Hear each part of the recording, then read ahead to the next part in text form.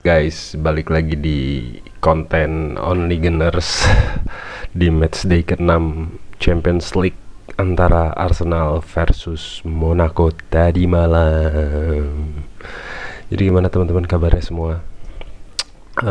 Setelah pertandingan yang menyesakan ya di akhir pekan kemarin lawan Fulham 1-1, Arsenal tengah pekan ini main lagi Liga Champions melawan AS Monaco di kandang di Emirates Stadium. Hasilnya buat teman-teman yang udah pada nonton 3-0 untuk kemenangan telak Arsenal. Tapi jujur li, ini pertandingan yang terprediksi sama gua hasilnya pasti menang sebenarnya.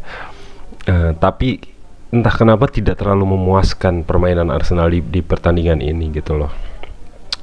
Jadi langsung aja kita bahas jalannya pertandingan. Arsenal melakukan beberapa perubahan yang signifikan ya di pertandingan ini. Kalau di lini belakang absen banyak pemain kayak Ben White, Tomiyasu, Calafiori, Zinchenko, Gabriel tuh semua top tier pemain belakangnya Arsenal masih pada cedera. Jadi pilihannya tinggal sedikit.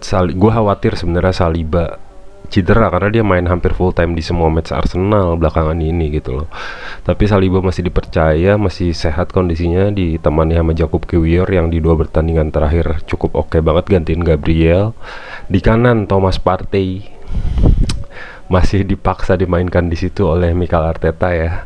Dan yang mengejutkan adalah debutan Lewis Kelly main di posisi back kiri, yang mana gue sebenarnya agak kaget karena Timber masih ada, Tierney juga masih ada, tapi Arteta memilih Lewis Kelly. Lalu di tengah ada Declan Rice, Mikel Merino jadi starter sama Martin Odegaard. Di depan ada Gabriel Martinelli, Gabriel Jesus jadi starter kali ini, dan Bukayo Saka.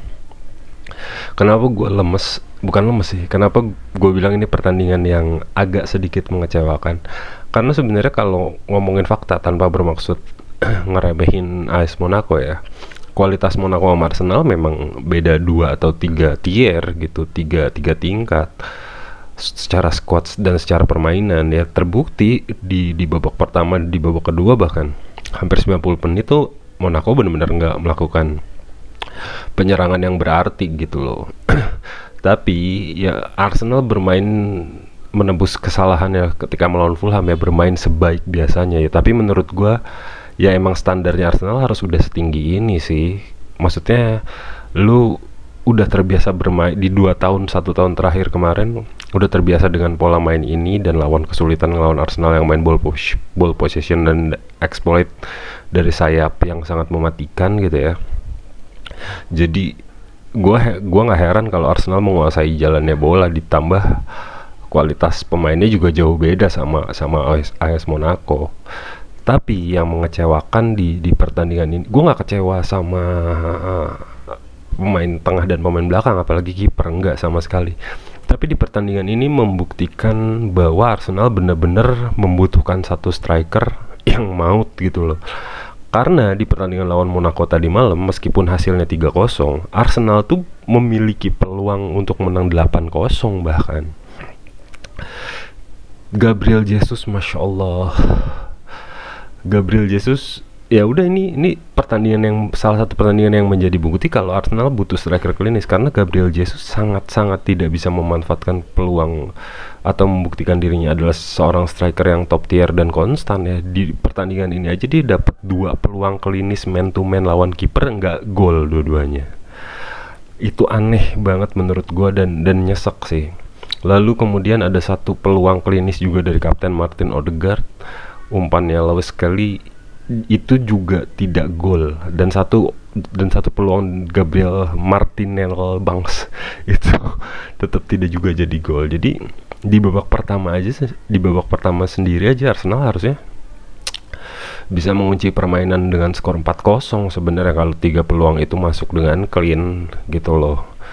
Gua nggak tahu, dan Arteta tuh harusnya udah sadar ini dengan pertandingan ini nih sadar gitu, bukan cuma ngejar sekedar menang tapi ngejar konstannya gitu loh.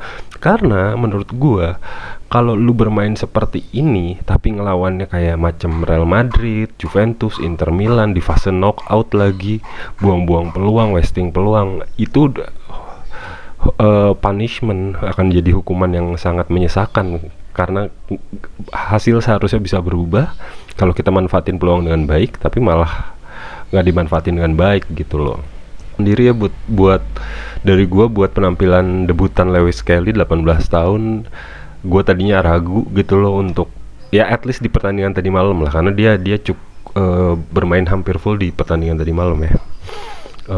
Lewis Kelly ngisi posisi back kiri dengan sangat-sangat invert fullback, sangat-sangat ngeri sih menurut gua. Permainannya gila, dia ngasih 2 assist yang harus 2 operan throw pass yang harusnya bisa jadi gol tapi nggak dimanfaatkan oleh Gabjes dan Odegaard. Tapi overall permainan dia sangat solid banget di lini belakang, ngisi posisi invert fullback, nyerang, bantu pertahanan, lebih baik dan lebih cepat jujur aja dari Zinchenko. Bahkan kalau ngomongin konstan nggak bisa ngomong ya, karena pertama usianya muda, pengalamannya juga masih kurang. Tapi overall untuk pertandingan tadi malam untuk ngelawan Monaco, dia bisa jadi alternate yang sangat ngeri buat Arsenal di masa depan. Mungkin mirip sama Alexander Arnold ketika mulai masuk skuadnya Liverpool pas muda dulu gitu loh. Cukup dari akademi pula gitu, dari HLN, jadi cukup bisa di prospek lah.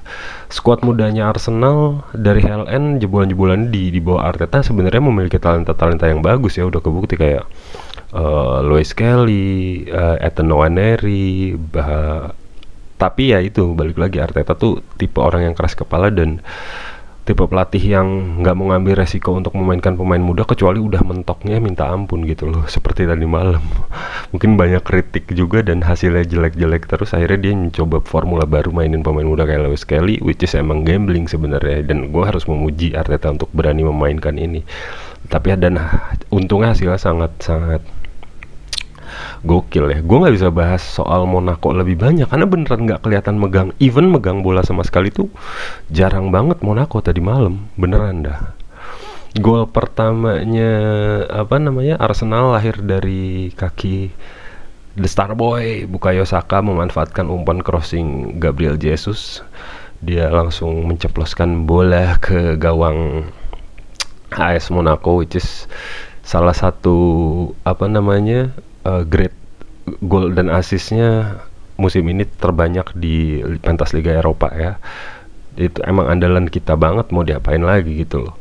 Kemudian gol kedua lahir juga dari Bukayo Saka. Nah, salah satu di proses gol yang kedua ini, salah satu senjata Arsenal senjata rahasia Arsenal selain corner ya sebenarnya adalah pressing. Arsenal tuh di depan tuh bagus banget. Odegaard, Saka, dan pemain tengah Declan ketika melakukan pressing tuh optimal banget. Salah satunya ya kejadian tadi malam, kiper lawan di press, bolanya kemudian dia membuat kesalahan, bolanya direbut dan Saka akhirnya bikin gol dari situ. Itu gol kedua Arsenal dari situ.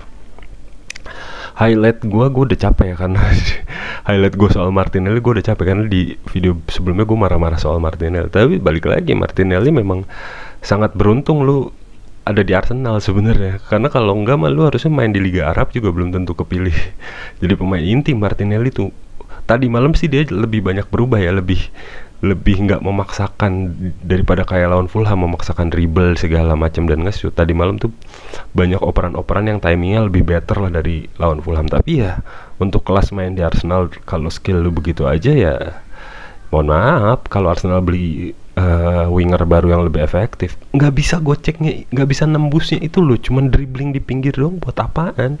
Nggak bisa akselerasi masuk kayak Saka gitu, nggak lewat. Kayak winger model Lamine Yamal, siapa lagi, Jadon Sancho, bener-bener nggak bisa dia tuh. Jadi gue cukup bersyukur aja tadi malam. Tapi kalau permainan dia gitu terus ya sama aja nasibnya tuh kayak Gabriel Jesus yang musim depan harus di Lego kalau nggak bisa ngasih kontribusi. Lalu gol ketiga Arsenal lahir dari Kai Havertz. Itu juga memanfaatkan satu pressing yang baik. Kemudian Saka melakukan sebuah akselerasi, gocek dikit di shoot, kebetulan posisinya ada Havertz. Sebenarnya bisa jadi hat tricknya Saka, tapi kena kaki Havertz dan itu jadi gol Havertz, dan which is good sih buat gua. It's not a big problem gitu, karena Havertz ya memang dia positioningnya cukup bagus juga kayak Havertz tuh. Jadi di video yang tidak lama ini yang gue mau sampaikan adalah ya di match day ke-6 ini Arsenal nyampe nya di posisi 3 ya di klasemen Liga Champions ini 2024-2025. Masih ada 2 match lagi, salah satunya lawan Girona dan satunya lagi lawan Dinamo Zagreb. Kita masih nunggu pertandingan itu nanti. Tapi overall ya Arsenal butuh pemain yang pelapis yang kualitasnya hampir sama dengan pemain inti sih. Kalau nggak bakal bisa juara, gue udah bilang kayak gitu. Dan di pertandingan tadi malam Manchester City kalah lagi lawan Juventus 2-0 di Turin. Emang kayaknya setiap era bakal ketemu akhirnya ya. Ferguson begitu, Wenger begitu, ya Pep di City juga mungkin mendekati. Ya gue nggak tahu ya, kalau Pep mungkin bisa ngatasin ya dengan uang yang banyak, dia bisa beli pemain yang baru lagi, yang lebih fresh. Tapi overall ya emang setiap tim bola tuh ada masanya ngalamin butut-bututnya, tapi nggak selama Pep juga sih.